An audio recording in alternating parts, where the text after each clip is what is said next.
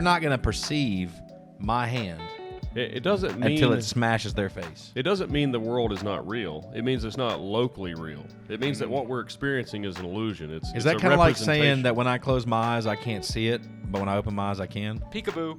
Is that like just a really scientific way of saying it? The best way to think of it is if everyone there's only 4 humans in this room. Yeah. If we all close our eyes, then technically none of this room is here. Until one of us gets smacked by the other one. It's too early. Well, the data, a couple weeks ago, they awarded several Nobel Prizes. Yeah, I'm still waiting for mine. Yeah, me too. Yeah. I had one coming from a couple of years ago. So Yeah, I thought we'd go in for the studio. But there were 3 physicists that were studying quantum entanglement.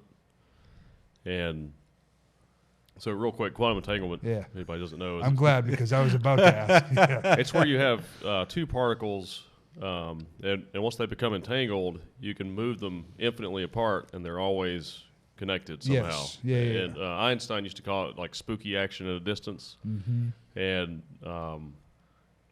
so like if you have one particle that's, say, one particle in North Carolina, one in California, and they observe the particle here, and its spin is up, then that means the spin in California that's observed at the same exact time will be down. It's like they mirror each other, and I believe that that insinuates that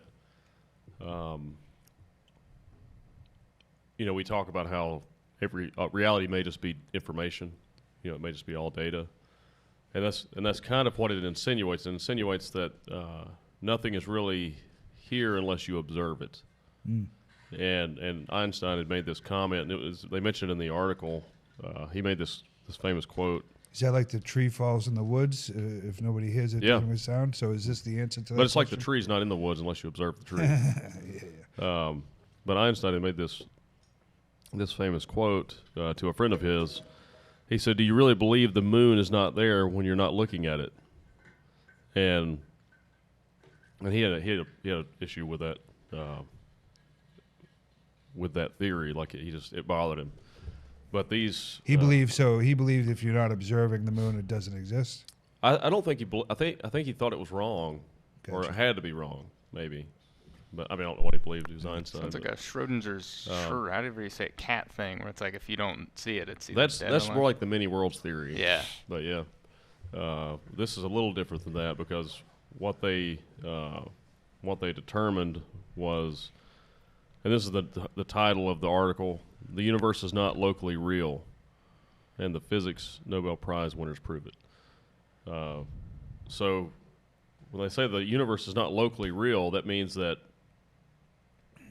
everything we observe is just it's only there because we're observing it, and the way I understand it, it's like there's a source of all reality of the whole universe, but it's not what we're experiencing as the universe. It's like this is a representation of the data, and we're conscious beings that are a part of that data, but you see this table, and it's a real table. It's wood. It's solid. You assume that there's wood inside it. But according to this theory, I think that what it's saying is there's not wood inside this unless you observe it. You only need to see it's almost like a video game. You only need to see the things that affect you. So if you're not looking, if no one's observing something, it's really not there. The data is there, but not in this universe. It's somewhere else. It's like a source somewhere else where all the data is stored, almost like a chip. Like if you're on a computer. Is that for each individual person? It's or as a whole. It's all the same data set. So we're all interacting and interfacing with the same data, but it's just not here. It's just being represented here. It's almost like I think it's similar to. Well, if I don't observe the car hitting me, does the car really hit me? Yes, because the data is still interacting with you. But that contradicts that. But if it's you're not really. it. It's you're perceiving it as a car hitting you, but it's data. It's data. Well, you don't need to perceive it then if it can hit you without you perceiving it. Your data is being smashed by other data. Yeah. The inside of the car could be made of salami, but you're still getting hit by it. I think you could probably. Are we getting hung up on the definition of observation? Not really. Okay. I think the way you could think of it is this whole thing is a hologram, like a projection of the data. And only what is in my sight of vision is real? Yeah. Everything outside of that is Well, no, not? it's all real. The data's all real, Right. but it's just not really here. This is just our interface with Such that trippy data. shit, man. So it's like if we How were, does all this, go ahead. say if we were all in a computer program, Yeah. like a game, like a software program, it's all running off a chip. So all the information, all the data is in the chip, but it's all being represented through the software, through the program. And so if you were a player in that program, in that software, you would experience the world. It would be rendered as you see it. And if no one's observing it, it doesn't need to be rendered. It's just data. Oh, that's like, there was a game I used to like growing up, and there was they didn't have any train sequences in it, and then they had a DLC where they were like, oh, we need this person to ride on a train, and then people like hacked into the code, and the way they did it is they used like a walking animation from a person, so they recycled a code. So if you zoom down, it was just a person with a train head. So it's kind of like the thing. It's like you don't perceive that, but it's a guy with a train head. But it's like we perceive it as like Yeah, a well, triangle. in video games, you can see the rendering happen. Yeah. Now they're getting so advanced now, it's more difficult to see it. But So if I put all right, so let's talk about a blind person. Right? yeah, What if two blind people are next to each other? They're not perceiving anything, right? well, they're not perceiving the world as we do. They're Right, still right. interfacing with the world. But it's if I sti- smack one of those motherfuckers, they're gonna feel it they're gonna feel it. unless they can't feel. But they can't perceive me. They're not gonna perceive my hand It doesn't mean until it smashes their face. It doesn't mean the world is not real. It means it's not locally real. It means that what we're experiencing is an illusion. Is that kind of like saying that when I close my eyes I can't see it, but when I open my eyes I can? Peekaboo. Is that like just a really scientific Object way of saying? permanence? the best way to think of it is if everyone there's only 4 humans in this room. Yeah. If we all close our eyes, then technically none of this room is here. Until one of us gets smacked by the other one. It's too early. Well, the data is still Mushrooms. real. Yeah, The data yeah. still interacts with Right. each other, but it's not.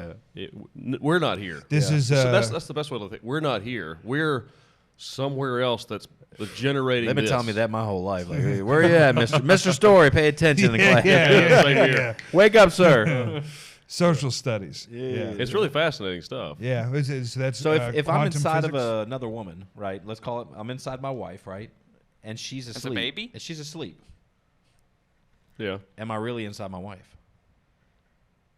Yeah. I mean, are you sure? If she doesn't perceive it, Well, you're violating your wife. your data is violating that data. but she has given me permission to do so. Well, then you're just. Yeah, I don't know what that is. I'm just wondering. Like, this perception thing's got me. But anyway, it's a really interesting thing. Yeah, this is quantum physics. Yeah. Let me ask you And this I'm though. not a What about when I physicist think either, so about? I can't explain too So what much. about if I'm sitting here and I'm thinking about my son that's in the other room? Now I'm perceiving him. Well, I think He's data. it's all data. That's the key. It's none of what we perceive as reality is what it's not what we perceive it as. It's just data. It's information. So in light of this, I was thinking about this, and I haven't quite figured out how to articulate this yet, but I was thinking about something. Like when you look at, no, you don't have to. How old are you? Or 45. 45. Yeah. Have you looked at a picture of you in your 30s? Yeah. Have you looked at a picture of you in your 20s? Yeah. As a child, maybe. Sure. Are you in those pictures? No. Right? If you go look in the mirror, are you looking at you? I think so. Yeah. I That think reflected a backwards version of you. So. Yeah, yeah. You're I think looking at a so. I mean, picture- my brain perceives it as me. Right? Because you're looking at a physical thing, right? Right. Right. Yeah. If I yeah, I guess technically I'm not looking at me. I'm seeing a reflection of Yeah, me. because you're just information. Yeah. well, you're looking Well, at that I don't know. you're looking at something that you encompass. Because let me ask you, what about if you look at your hand Yeah. and you say, "Yeah, I'm looking at my hand," but if you chop your arm off, are you still you? Or your leg. or your leg. Yeah. Is Neil any less Neil because he lost his leg? Yeah, No, I about don't 20%. think so. Yeah. Yeah, statistically, yeah. Yeah, no, he's still him, yeah. Right? So if he lost both legs, he'd still be him, right? Right. So the point is that we're not our bodies. Yeah. You are you until you lose the perception of you. You are your mind. Yeah. Yeah. Right? So what I'm getting at is Wish I wasn't sometimes. let's at some point, and this body ages. When I ask you how old you are, Yeah. you might be an infinite being. Right. Literally, your body, Right. the way that this man-made time that we calculate time, that we track, your body is, you said 45, right? Mm-hmm. But this kind of freaks me out some. But when I think about it, like, I'm the same mentally. I mean, like, can't tell you a difference between 26 and 38, Really? with the exception of experiences. Yeah. It might be more the frog information. in the boiling water. It happens over time. You can't even notice it changing, Yeah, Maybe. It's something like that. So that's like one of the things that's really like trips me out when we talk about some of these things. Like, I look at a child. I looked at a baby girl yesterday I was introduced to, and like, I'm sitting here and I'm like, this is a being that hasn't learned how to communicate. They haven't learned how to use this complex body yet to communicate with me. So all they know how to do is cry, right? Scream, cry, I'm hungry, feed me, change me, I pooped, I peed, etc. Like, they know basic communication.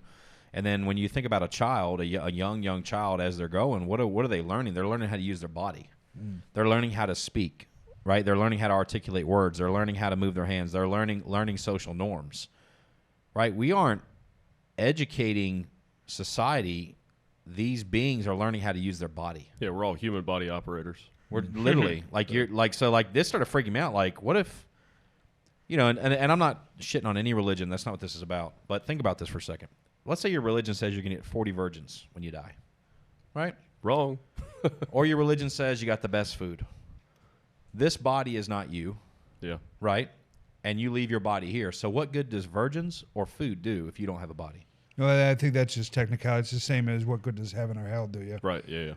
No, I agree. But so like I started thinking about these things, and I'm like, if we're some type of being that is inhabiting this body, right? So A soul in a human body? that inhabits a body as a baby, right? And we have to figure out how to operate, how to learn how to use that body.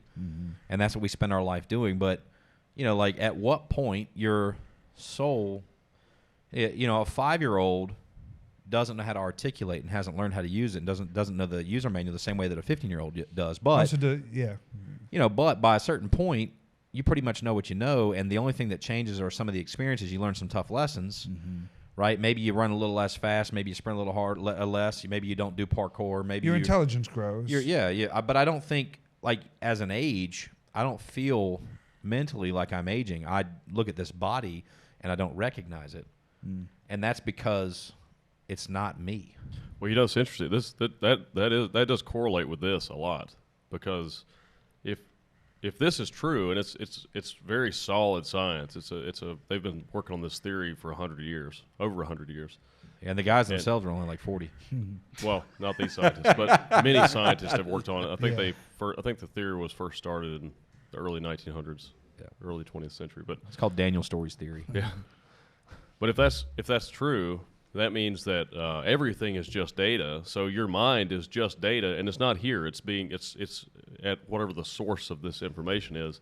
So it's very possible that after you die, the data that creates your mind is still there. It's not lost. And it still may be experiencing just outside of your this body or this vessel. perceived vessel. This perceived vessel. And also another thing this could mean as well is as we start to advance technologically and we start to merge with technology and AI and stuff, we may, since it is all just data, as we reach higher levels of complexity as a species or as beings or whatever we become, we may be able to transcend time and space. So suddenly you're not limited to certain speeds of travel and stuff like that. You could just instantly be in other places, like teleportation and stuff like that. You can manipulate the data. There's so much about reality we can't even comprehend. Could you be in like different time, like how you perceive it? Would it be like maybe? It could be any time, right? It's possible, yeah. It's possible that time is just an illusion. How does this? Lunchtime doubly so. How is this? How does these ideas apply to everyday life? Are we using these? It doesn't matter. Oh, it I'm doesn't kidding. matter. On some level, though, it's designed to throw you off. But so Sadhguru, I'm probably saying his name wrong. Sadhguru. Sadhguru, yeah. So the opposite. He says he's not a guru, right? He said that's what his name means. Some version of that. But he said something the other day, and he said that we're supposed to be the most advanced beings on this planet, right? More advanced than a dog. And they goes, but advanced doesn't mean happy. Mm-hmm. Advanced doesn't mean no stress, right? He said because essentially the more intelligent you get, the more worry and stress that you have. Mm. And he said he was mentioning this woman that when he walked in, she said, "Oh, hey, nice to see you." And he's like, "Oh, hey, how are you?" And he's like, she looked at me like she knew me. And he's like, I didn't remember her. And he's like, I got in the elevator and I went upstairs. He said about 15 minutes later, I came back down and she came up to me. She's like, "Oh, hey, nice to meet you." Right? And he's like, man, this woman, he's like, she just said the exact same thing to me not 15 minutes ago. And someone else had said that she has short-term memory, right? She has a problem with short-term memory. And they're like, we feel so bad for her. And he's like, I don't. He's like, you want to be very happy, forget everything. Mm. He's like, in this world, the more we accomplish, the more we educate. He said, people are poor and they're uneducated and they're unhappy because they're uneducated. He said, go get an education and see how unhappy you become.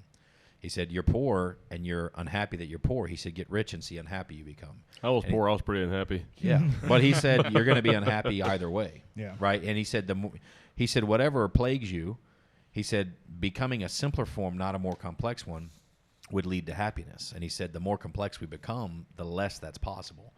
And he was talking about, literally, if you had the processing power of an ant, right, that it would literally just be ignorance is instinctual. bliss. There's no right. experience. Yeah. It'd be instinctual. Like it's a curse of knowledge and time. And so he was talking about that, and it really started to. I was like, man, that makes all the sense in the world. Like, and he said something else. He said he knows that people that are in school until their early 30s.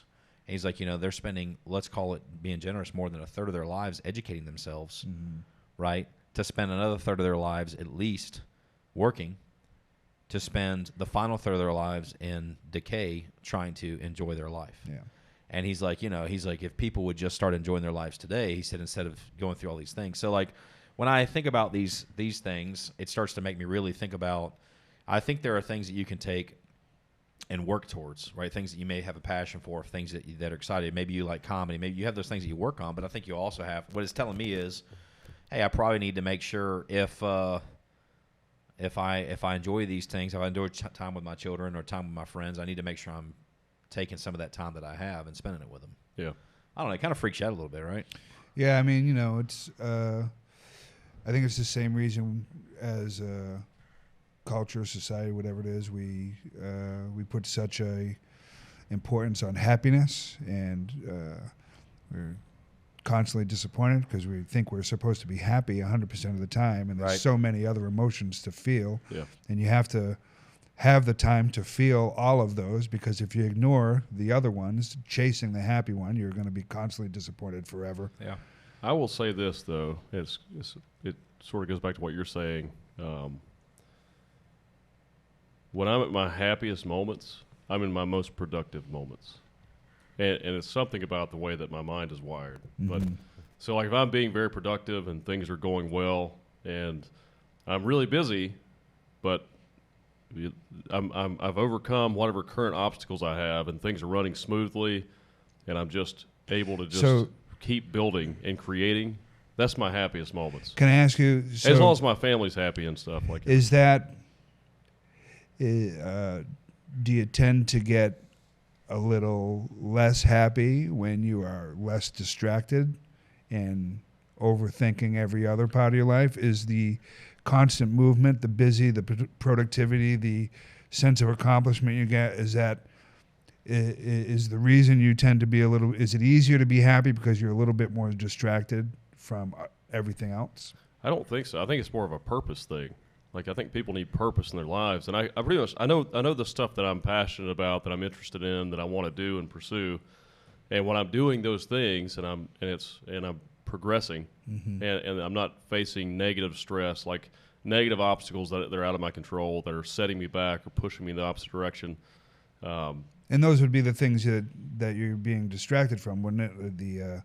The negative stresses and things like that. If you're just being productive and you kind of, there's nothing you could do about it, so you get to put it to the side and just focus on the things you can do. When I feel unhappy, I usually lack things to do, like I don't have enough to do, and the things I'm doing are resisting me. Like there are obstacles that I'm facing that I'm trying to overcome or move around to accomplish the goals I'm trying to accomplish. And in life, unforeseen things happen, and in business, you're always problem solving. So you could lose a client, or something just doesn't work out the way you want it to, or whatever it may be, whatever the obstacle may be. Especially if it's something that's negative and it's kind of out of your control, or maybe you just can't do anything about it, or you have to wait. Maybe you have to wait a few weeks to do something about it. You're waiting on someone else to do something that you need done now, but you have to wait a month before it can be done. Nothing you can control. Yeah. Those are the things that really stress me out and make me depressed, if depression is the right word. So staying busy on other things is it would be a distraction from those things, right? The things you can't control. Yeah, I can't not think about those things. Yeah. It's So hard. you're thinking about those even while you're busy working and all of that? Yeah, all the time. Okay. What about you? What are the things that create happiness for you? The productivity and constant movement I think, keep him happy. I think for me, and I spent a good amount of time worried about this and thinking about this, but karmic debt comes to mind, right? Like I'm starting to feel, so if I get into it, and Tony Robbins talks about a state he specifically talks about a 2-minute reset, which I have tried over and over and over and over again. It's difficult. And I can't reset in 2 minutes, but I have gotten better at realizing that I'm in a state. But what I want you to think about, for me, like karmic debt, is when you let yourself get into a really toxic state, the more toxic that becomes, the price you pay for that might be days, might be weeks.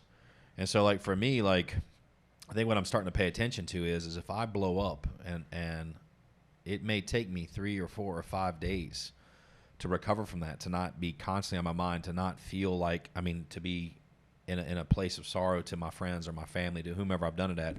When you do something, I feel like it weighs on you until what point that debt is paid, right? So, like, I feel like what I'm really trying to focus on is, one is what is important to me with the time that I have. 2 are what are the tasks, the things that I like to do, right? Because if you're not prioritizing something, then you're deprioritizing it, basically. So I want to prioritize the things that are important. So spend time with my children, spend time with my wife. I need my me time. So what are things I like to do? The reading, the working out, the taking care of this vessel. I don't necessarily like to take care of this vessel, but I know it's the only one I've got for now, so I need to. So like that, I prioritize that, and I read nonfiction like a champ, but I only read about things that I enjoy. I'm willing to broaden myself and read new books and things like that, but predominantly I read about finance and I read about economics and and law. When you say you're prioritizing your body and your physical health now, and when you're not prioritizing something, you're deprioritizing it. For a while, you weren't prioritizing that. Yeah. What's the? Do you know what the reasons were that you weren't so interested in it? I'm still not interested in it. I'm interested in it. I don't like that I have to do it. Yeah. But there was a study, a thing that I had sent Neil here recently, which talked about at minimum you add 10 years between these two levels, and so there was just this massive increase, and I'd slaughter it if I tried to attempt it. But sure. From let's say moderate activity to a higher level of physical activity of cardiovascular fitness. Yeah. There was some ridiculous, like 20 or 30% increase just from somebody that was fit to somebody that was a higher level of fitness, right? But from that lower ends of the spectrum, you're talking about adding a decade in life, right? Mm-hmm. And for me, I think I've probably added 20 or 30 years because, especially when I was over 400 pounds, 421 being the biggest, I'm officially under 300. I was 298.6, I believe, or 299.6, something like that. So you're talking about over 100 pounds, and you don't see people that are 400 pounds that are 60 years old. Sure. You just don't. Most of them die in their 40s and 50s, right? And I'm not trying to be insensitive. That's just the way it is. Yeah. So there's the reality that if I continue to take care of this vessel the way I was, then I'm not going to be around very long, right? And then there's the other side of it that, you go to enough funerals, you go to enough things, it becomes, as you age, it becomes more evident that, I've got to take care of this vessel, right? And I feel confident, just the changes I've made in my life. The thing that motivates me is I want to spend more time with my children, right? If I didn't have people that I enjoyed that enrich my life, or subjects or tasks or things that I wanted to educate myself about where I want to be here more, it wouldn't matter, right? So do you think about the reasons? That's what keeps me on So when you track. when you were up above 400 pounds, have you reconciled with the reasons why you got there and why you let yourself slip to that? I stress ate. Yeah. Highly stressful, and the way I chose. And the funny part about this is working out. Physical activity helps with stress. Yeah. It's kind of funny, right? Yeah. So you want to manage your stress, go walk. Yeah. Your knees and your back are hurting, walk backwards, right? Go out to a track or football field, or go wherever and walk with a partner. And one of you walks forward while the other one walks backwards, and hold their hands. Yeah. Right, and then take turns. Right, walking backwards is one of the best things you can do for knee health, and for lower back pain, and all these other things. And you wouldn't think it's one of the things that they suggest in people that are elderly that are higher fall risk is, and it's a predictor of life, is being able to walk backwards without falling. Wow. Right, so I've been really working on mobility, and I've spent, especially the last 2 months, really dialing in on my body. I can almost do a handstand. Yeah, I was in here in the gym. So you're doing some yoga the other day? Yeah, I was in here. Push-ups? Yeah, I was in here earlier today showing one of my younger brothers some things, and my level of flexibility I felt like was always pretty good, but it's borderline impressive, especially for my size. No, I get it, very man. impressive, man. Yeah. I was a very flexible human for quite a while, and even out of shape, I still have a little bit of it, and it's one of the things that I know. The closer I can get to that, the healthier I'll be. No, absolutely, man. Being able to get on the ground and off the ground without assistance. How long does it take you to get up? Being able to walk backwards without falling. Being able to walk, period. Balance. It takes me like 2 days to get up. That's not that bad. Yeah, there you go. We got to get you guys out of here. Yeah, real quick.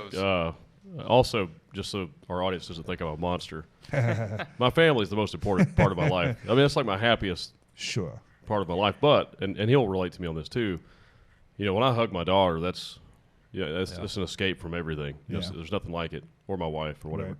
But, when I'm spending time with them and I'm being productive and everything is working the way I want it to, then I can be at peace with But if I have other issues in business or in life that I'm dealing with, can't enjoy them. Yeah, it's hard to enjoy the moments. It's because my mind won't stop thinking about these things I need to deal with. Yeah, and I think to add to that, so there's what you said earlier. If I'm not careful, I'll forget about my family. Mm-hmm. Right? Yeah. Like I'll get horse blinders on. That's what happens with health. We forget about our health. Yeah, you just get so dialed in. And if we take what he said earlier, if it's not something I'm focusing on, if it's not something I'm experiencing, what was the word you used? Passionate about? No. If it's not in my, it doesn't exist. If it's not in your periphery, if you're not observing it. Right. So if I'm not observing, if I'm so intensely focused on whatever the tasks are, I'll forget to eat. I'll forget to call my family. I'll forget all of it. Yeah. I haven't eaten today. So in that moment, maybe they don't exist to me in that moment. But when I come out of that state, that flow state, right, where I get the most tremendous amount of my work done, where I'm extremely hyper-focused, I love that state. When I come out of that state, I'm usually exhausted. Yeah. So I told you guys I had Tom Simmons here last night. I went home and I was on the couch and he called. He's like, "Hey, you want to get to the studio and watch some film?" I was like, "Let's fucking go." And so I brought him in here, and I was like, I showed him what I do, and I got like fucking, laser eyes. Yeah, dude, I was like really. I was like, "All right, dude, you want to fucking get nerdy?" You know what I mean? And I'm showing him. I got a video of him with his glasses on and his tongue, and he's fucking learning how to do it. But at like 4:30 in the morning, I had to be like, "All right, bud, I gotta close this for you because I see that you're starting to get squirrely." You know what I mean? Like, and you can get lost in that. That's right. And if you don't do it all the time, when you come out, it fucking freaks you out. Yeah. And even though I do it all the time, and I know when I'm walking into it that it's going to be a 6-hour session of hyper focus and nothing else in the world even exists. It feels like a drug. I've done some good drugs, and it feels like one of those where I don't have to think about anything else in the world, and I'm getting something done. It feels really good, but knowing when I have to call it a half hour. That's been the thing I'm trying to learn is a half hour before I know it's going to fucking go sideways. Yeah. Before everything I'm looking at is negative. Yeah. Before I'm nitpicking every Yeah. fucking minor detail. It's like, all right, take the victory. I got a bunch done. Yep. Don't stay long enough to ruin it. You right. run yourself into the ground. Yeah. Yeah. But yeah, no, I think those things, man. What when I reflect back on the old me, it just was I wasn't making my body a priority, and it was because I didn't feel it was necessary to do so. Yeah.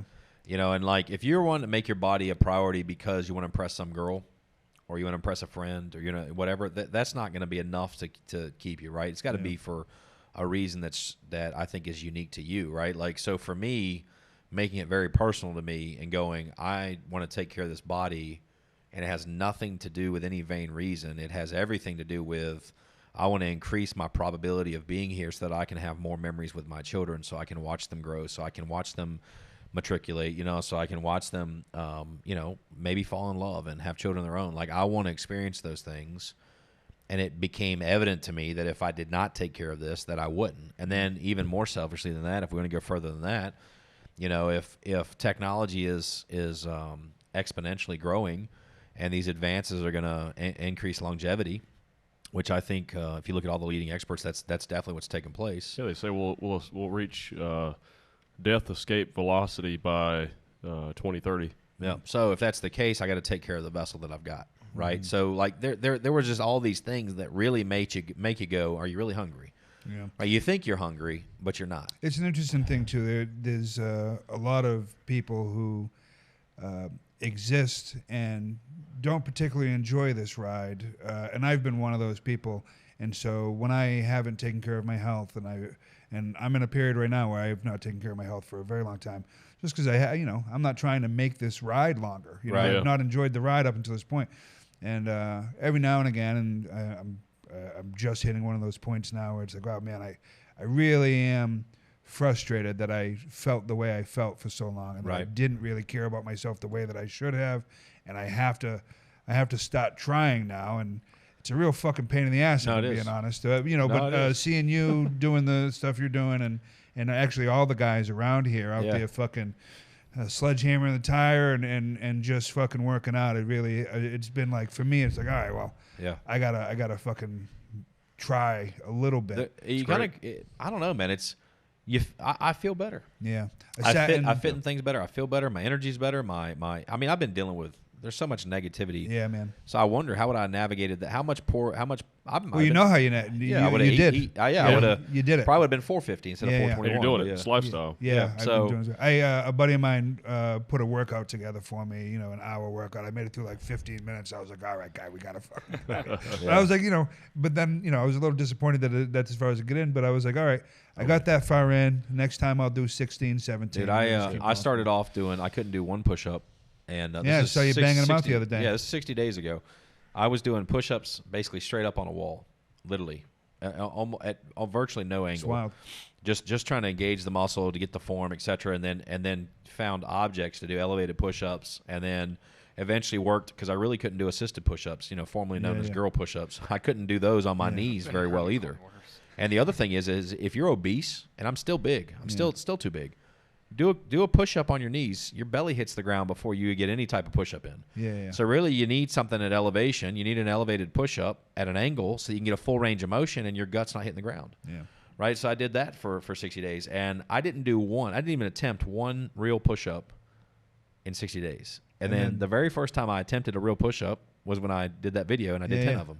Yeah. And my goal was 3. Yeah, you banged them out. And I banged out 10, and then I did 10 yesterday. So, I was just trying to, I'm still doing my elevated push-ups and assisted, whatever we want to call them. I got to get you out of here. But, it's changes your life. Yeah, man. I'm happy to hear it. Yeah. Well, hope you guys enjoyed the episode. If you did, be sure to like and subscribe. See you next week. Later, guys.